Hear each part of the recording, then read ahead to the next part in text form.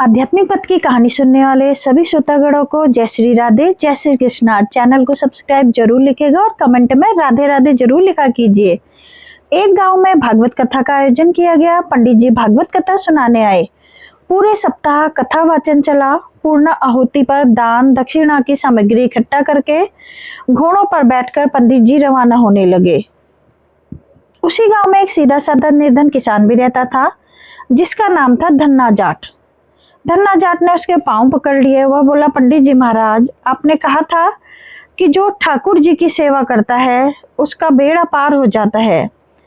आप तो जा रहे हैं, मेरे पास न तो ठाकुर जी हैं, ना ही मैं उनकी सेवा पूजा की विधि जानता हूँ, इसलिए आप मुझे ठाकुर जी देकर पधारें।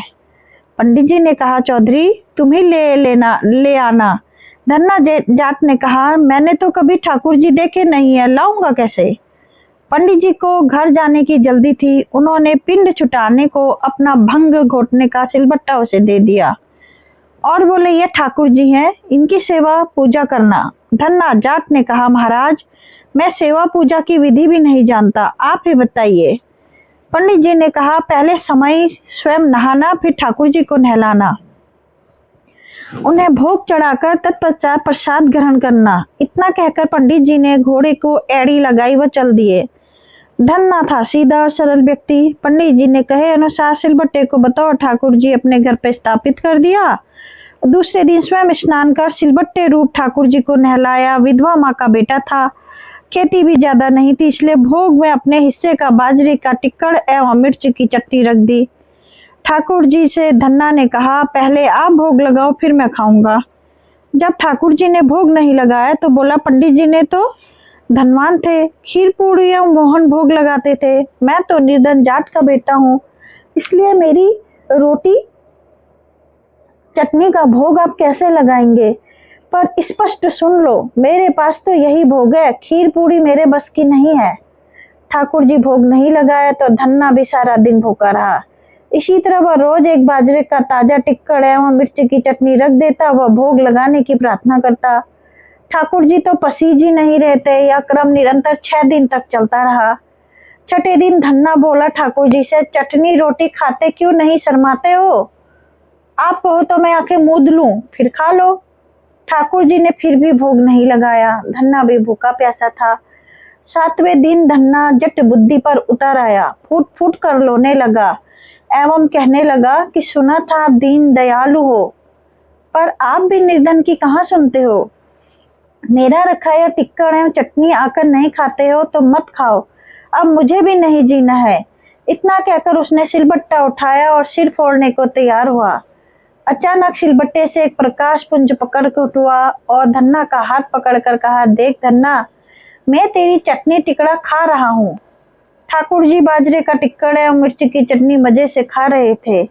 जब आधा टिक्कड़ खा लिया तो धन्ना बोला, क्या ठाकुर जी, मेरा पूरा टिक्कड़ खा जाओगे तो मैं भी तो 6 दिन से भूखा प्यासा हूँ, आधा टिक्कड़ तो मेरे लिए भी रखो। ठाकुर जी ने कहा, तुम्हारी चटनी रोटी बड़ी स्वादिष्ट लग रही है, तो दूसरी खा लेना। धन्ना ने कहा, प्रभु माँ मुझे एक ही रोटी देती है, यदि मैं दूसरी लूंगा तो माँ भूखी रह जाएगी। प्रभु ने कहा, फिर ज्यादा क्यों नहीं बनाता। धन्ना ने कहा, खेत छोटा सा है और मैं अकेला। ठाकुर जी ने कहा, और खेत जोत ले। धन्ना बोला, प्रभु मेरे पास बैल थोड़ी ना है, मैं तो खुद जुतता हूँ। ठाकुर जी ने कहा, नौकर रख ले।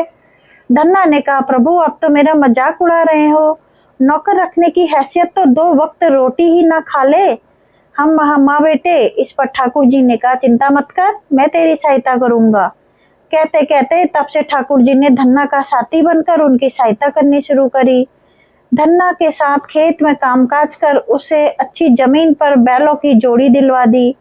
कुछ अरसे बाद घर में गाय भी आ गई, मकान भी पक्का बन गया, सवारी के लिए घोड़ा आ गया। धन्ना एक अच्छा खासा जमींदार बन गया। कई साल बाद पंडित जी पुनः धन्ना के गांव भागवत कथा करने आए। धन्ना भी उनके दर्शन को गया। प्रणाम कर बोला, पंडित जी आप जो ठाकुर जी देकर गए थे वे 6 दिन तो भूखे प्यासे रहे, अब मुझे भी भूखा प्यासा रखा। 7वें दिन उन्होंने भूख के मारे परेशान होकर मुझ निर्धन की रोटी खा ही ली। उनकी इतनी कृपा है कि खेत में मेरे सारे कंधे से कंधा मिलाकर हर काम में सहायता करते हैं। अब तो घर में गाय भी है। 7 दिन तक का घी दूध का सीधा यानी बंदी का घी दूध मैं ही भेजूंगा। पंडित जी ने सोचा, मूर्ख व्यक्ति है, मैं तो भांग घोटने का सिलबट्टा देकर गया था। गांव में पूछने पर लोगों ने बताया कि चमत्कार तो हुआ है, धन्ना अब निर्धन नहीं रहा है, जमींदार बन गया है। दूसरे दिन पंडित जी ने धन्ना से कहा, कल कथा सुनने आओ तो अपने साथ अपने उस साथी को लेकर आना जो तुम्हारे साथ खेत में काम करता है। घर आकर धन्ना ने प्रभु से निवेदन किया कि कथा में चलो, तो प्रभु ने कहा, मैं नहीं जाऊंगा, तुम जाओ। धन्ना बोला, तब क्या उन पंडित जी को आपसे मिलाने घर ले आऊं? प्रभु ने कहा, बिल्कुल नहीं, मैं झूठी कथा कहने वालों से नहीं मिलता। जो मुझसे सच्चा प्रेम करता है और जो अपना काम मेरी पूजा समझ करता है, मैं उसी के साथ रहता हूँ। सत्य ही कहा है, भगत के वश में है भगवान। जय श्री कृष्ण।